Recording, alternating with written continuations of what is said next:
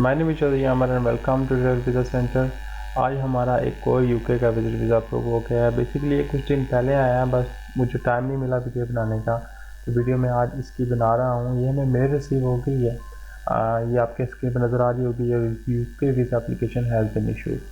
तो ये visa approve हो गया। अब इसकी प्रोफाइल की बात कर लेता हूँ कि इसकी प्रोफाइल पे हमने क्या क्या अटैच किया था। मैं पहले बता दूँ, ये पहले रिफ्यूज़ल थे और 2 रिफ्यूज़ल थे, और ये 2019 से ट्राई कर रहे थे और अपनी स्टेटमेंट एंड अपनी प्रोफाइल को स्ट्रॉन्ग बनाने की कोशिश करते हैं। उन दोनों दफ़ा अपने आप ही अप्लाई किया पाइसल, बट रिफ्यूज़ हो गया। और इस दफ़ा ये मेरे पास आए और मुझे अपनी सारी स्टोरी बताई, और मैंने इनके रिसेंट रिफ्यूज़ल भी रीड किए और मैंने देखा कि क्या गलतियाँ कर रहे थे, कि क्या वीज़ा एप्लीकेशन फॉर्म में मिस्टेक थी, क्या स्टेटमेंट में थी। फिर मैंने वैसे ही अकॉर्डिंगली इन्हें गाइड किया और इन्होंने वैसे ही स्टेटमेंट, वैसे ही प्रोफाइल बनाई और आज इन्हें वीज़ा मिल चुका है। आप में से भी कोई बंदा यूके के लिए अप्लाई करना चाहता है विजिट वीज़ा, वो मुझसे कॉन्टैक्ट कर सकता है व्हाट्सएप पे। मेरा व्हाट्सएप नंबर नीचे आ रहा होगा। अपनी प्रोफाइल डिस्कस कर सकता है और ये फ्री ऑफ कॉस्ट है, इसकी कोई फीस एंड चार्जेस नहीं है। अगर आप लोग इंटरेस्टेड हैं यूके के लिए, किसी भी कंट्री के लिए, कोई भी क्वेश्चन हो वो पूछ लें, अपनी प्रोफाइल को अच्छी तरह रेडी करें, फिर अप्लाई करें। क्योंकि अगर एक दफ़ा किसी भी कंट्री का वीज़ा रिफ्यूज़ल होता है तो फिर अगर आप अप्लाई करते हैं तो फिर आपको वो क्लियर करना पड़ता है, रिसेंट रिफ्यूज़ल।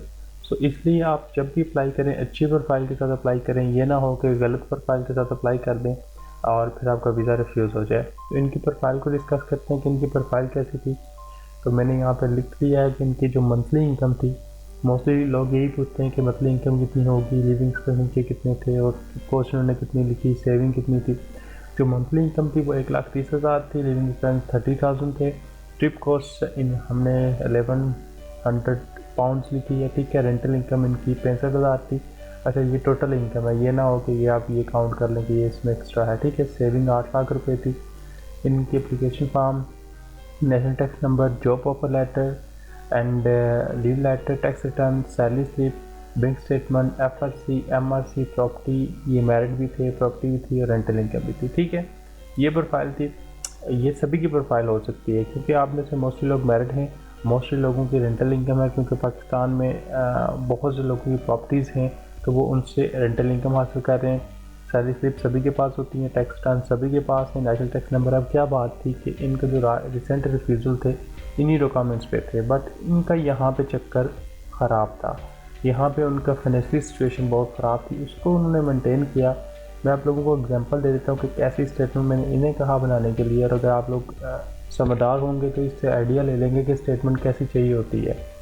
ये देखिए, इनकी सैलरी क्रेडिट हो रही थी फर्स्ट डेट को। ये मैंने फॉर एग्जांपल लिखा है कि ये सैलरी है उनके जो जहाँ पे कंपनी में काम करते थे उनके बिजनेस नेम से ये सैलरी क्रेडिट हो रही थी, इसकी सैलरी स्लिप मिलती थी इनको। ये रेंटल इनकम थी उनके पास, इनका रेंट कॉन्ट्रैक्ट था, वहाँ से वो आ रही थी मंथली इनकम, वो क्रेडिट हो रही थी उस बंदे के नाम से जिस बंदे को इन्होंने अपनी प्रॉपर्टी दी है रेंट पे, ठीक है। इनके पास रेंट एग्रीमेंट मौजूद था।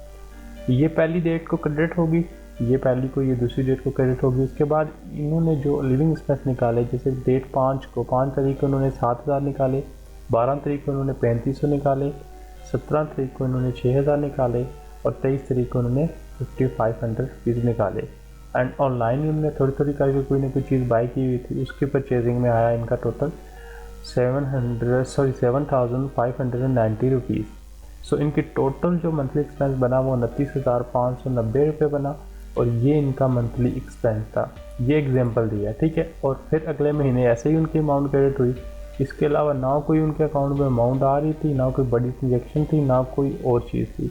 बस 30 से 25,000 मंथली खर्च कर रहे हैं और अकाउंट में पैसे जमा हो रहे हैं और उनका प्रूफ उनके पास मौजूद है। और इतनी सिंपल सी स्टेटमेंट बना के इन्होंने क्या किया, अपना वीज़ा ले लिया। ऐसी स्टेटमेंट होती है रियल, जिस पे वीज़ा इशू होते हैं, जिनमें बड़ी बड़ी ट्रांजेक्शन नहीं होती हैं, लाखों रुपये भेजे गए होते हैं, लाखों रिसीव किए गए होते हैं। उनको जब तक डिफाइन नहीं करेंगे ना, तब तक वो वीज़ा इशू नहीं होता हमारा। वो फिर सोचते हैं कि ये शायद वीज़ा के लिए इन्होंने पैसे डाले, उनको वो क्लियर नहीं होता कि ये पैसे आए कहाँ से हैं, ठीक है। ये बहुत मैटर करता है कंसल्टेंट पे भी। कंसल्टेंट पे क्या करते हैं कि बस अप्लाई कर देते हैं, कुछ नहीं देखते। ये सारी चीज़ें, ये जो चीज़ें हैं ना, ये वीज़ा अफसर देख के वीज़ा इशू करता है। इनमें भी गलतियाँ हो, स्टेटमेंट में मैच ना हो रहा हो, रिटर्न में मैच ना हो रहा हो, तो वीज़ा नहीं होता। और सबसे मेन चीज़ है कवर लेटर जो कैसी लिखी गई है, उसमें पर्पज़ ऑफ विज़िट कैसा क्लियर किया गया, उसमें आपकी फाइनेंशियल टाइप को कैसे शो किया गया है, आपको पाकिस्तान में कैसे दिखाया गया है, आपकी लिविंग एक्सपेंस मंथली इनकम को कैसे डिफ़ाइन किया गया, उसके बाद जो